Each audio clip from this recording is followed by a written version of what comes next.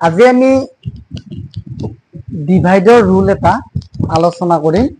তো কোনো এটা সংখ্যাক যদি তুমি 5ৰে হৰণ কৰিব লগা হয় তেনেহলে কেনেকে কৰিবা? চোৱা, মই তিনিটা ইয়াত ডিভাইডৰ অংক আগতীয়াকে লৈ থৈ দিছো আৰু নতুনকৈ দুই এটা কৰিম। কেনেকে কৰিম চোৱাচোন।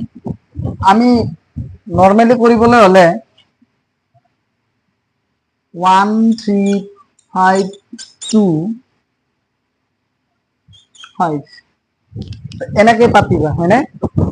এতিয়া আমি যদি এটা শৰ্ট ট্ৰিক অৱলম্বন কৰো তেতিয়াহলে তুমি এইটো ছেকেণ্ডত কৰি দিব পাৰিবা।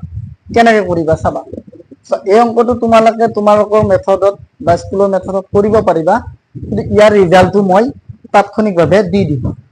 ইয়াৰ কাৰণে তোমালোকে কি কৰিব লাগিব, যিকোনো সংখ্যাক অৰ্থাৎ যি সংখ্যাটো এইটো সংখ্যা বা ইয়াতে ডিভাইডত এনেকৈ থাকে, এ বাই বি ক্ৰমতো থাকে কেতিয়াবা। চোৱা, এই সংখ্যাটোক 5ৰে যেতিয়া হৰণ কৰিবা, এই সংখ্যাটোক কি কৰিব লাগিব, দুগুণ কৰি দিব লাগিব। কেইগুণ? দুগুণ। অৰ্থাৎ এইটো সংখ্যাৰ ডাবল কৰি দিয়া। দুগুণ কৰিবলৈ হলে কেনেকে কৰিবা তোমালোকে? মোৰ ইয়াত আছে 1 3 5 2, হয়নে? চোৱা, 2ৰ দুগুণ 4, 5ৰ দুগুণ 10, হাতে গ'ল 1, 3ৰ দুগুণ 6, 6 একে 7, 1ৰ দুগুণ ডাবল 2।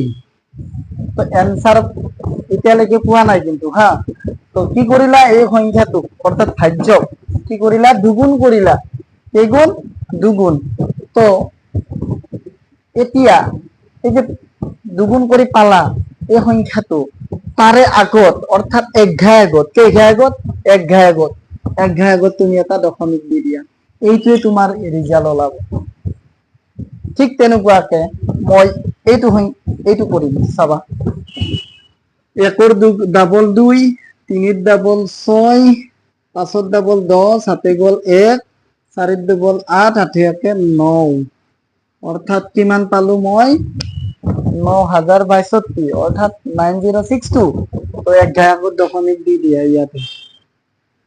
এইটো এনসার হব ইয়াত। তো এইটো অংক চাবাচোন কেনেকে কৰিম। সেম কন্ডিশন, ডাবল কৰা।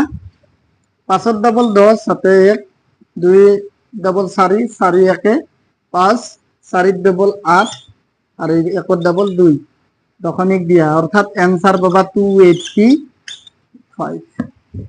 অ্যান্সাৰ কিমান পালা? 285। তো এইটোৱে আছিল ডিভাইডৰ ৰুল। এইটো 5ৰ ক্ষেত্ৰতহে দেই, গতিকে আজিলৈ